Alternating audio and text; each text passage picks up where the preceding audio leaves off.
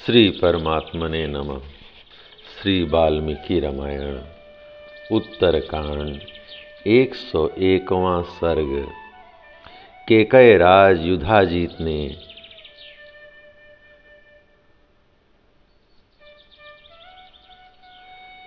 जब सुना कि महर्षि गार्ग के साथ स्वयं भरत सेनापति होकर आ रहे हैं, तब उन्हें बड़ी प्रसन्नता हुई।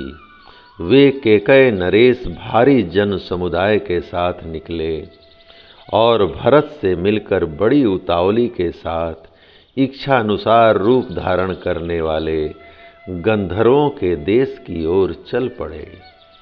भरत और युधाजीत दोनों ने मिलकर बड़ी तीव्र गति से सेना और सवारियों के साथ गंधर्वों की राजधानी पर धावा किया।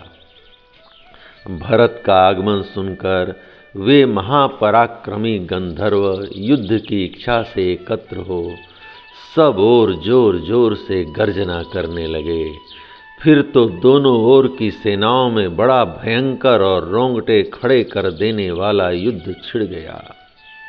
वह महाभयंकर संग्राम लगातार 7 रात तक चलता रहा, परंतु दोनों में से किसी भी एक पक्ष की विजय नहीं हुई।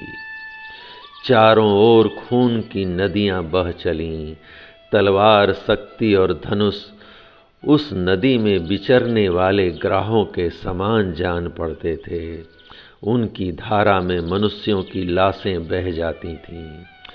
तब रामानुज भरत ने कुपित होकर गंधर्वों पर काल देवता के अत्यंत भयंकर अस्त्र का, जो संवर्त नाम से प्रसिद्ध है, प्रयोग किया। इस प्रकार महात्मा भरत ने क्षण भर में 3 करोड़ गंधर्वों का संहार कर डाला। वे गंधर्व काल पास से बद्ध हो संवर्त अस्त्र से विदीर्ण कर डाले गए। ऐसा भयंकर युद्ध देवताओं ने भी कभी देखा हो, उन्हें याद नहीं आता था। पलक मारते मारते वैसे पराक्रमी महामनुष्य समस्त गंधर्वों का संहार हो जाने पर कैकेयी कुमार भरत ने उस समय वहां 2 समृद्धशाली सुंदर नगर बसाए। मनोहर गंधर्व देश में तक्षशिला नाम की नगरी बसाकर उसमें उन्होंने तक्ष को राजा बनाया और गांधार देश में पुष्कलावत नगर बसाकर उसका राज पुष्कल को सौंप दिया। वे दोनों नगर धन धान्य एवं रत्न समूहों से भरे थे। अनेकानेक कानन उनकी शोभा बढ़ाते थे। गुण विस्तार की दृष्टि से वे मानो परस्पर होड़ लगाकर संघर्ष पूर्वक आगे बढ़ रहे थे। दोनों नगरों की शोभा परम मनोहर थी।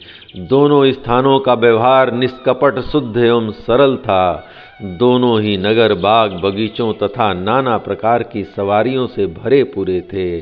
उनके भीतर अलग अलग कई बाजार थे। दोनों श्रेष्ठ पुरों की रमणीयता देखते ही बनती थी। अनेक ऐसे विस्तृत पदार्थ उनकी शोभा बढ़ाते थे जिनका नाम अभी तक नहीं लिया गया है। सुंदर श्रेष्ठ गृह तथा बहुत से सतमहले मकान वहां की श्री वृद्धि कर रहे थे। अनेकानेक शोभा संपन्न देव मंदिरों तथा ताल तमाल, तिलक और मौल श्री आदि के वृक्षों से भी उन दोनों नगरों की शोभा एवं रमणीयता बढ़ गई थी। 5 वर्षों में उन राजधानियों को अच्छी तरह आबाद करके श्री राम के छोटे भाई कैकेयी कुमार महाबाहु भरत फिर अयोध्या लौट आए। वहां पहुंचकर श्रीमान भरत ने द्वितीय धर्मराज के समान महात्मा श्री रघुनाथ जी को उसी तरह प्रणाम किया जैसे इंद्र ब्रह्मा जी को प्रणाम करते हैं। तत्पश्चात उन्होंने गंधर्वों के वध और उस देश को अच्छी तरह आबाद करने का यथावत समाचार कह सुनाया। सुनकर श्री रघुनाथ जी उन पर बहुत प्रसन्न हुए। जय राम जी के। इस प्रकार श्री वाल्मीकि निर्मित आर्ष रामायण आदि काव्य के उत्तरकांड का 101वां सर्ग प्रभु श्री राम की कृपा से पूर्ण हुआ। जय राम जी की।